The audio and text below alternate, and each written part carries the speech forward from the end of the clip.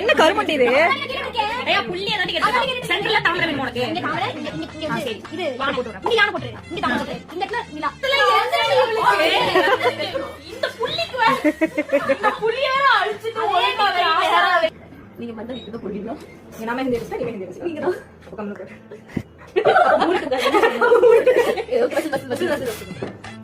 Professional ethics இல்லாம ஒரு நார்மலான ட்ரெஸ் நைட் பேண்ட்ல தான் அவங்க வருவாங்க. ஒரு ப்ரொஃபஷனல் எத்திக்ஸ் என்னன்னு தெரியாது.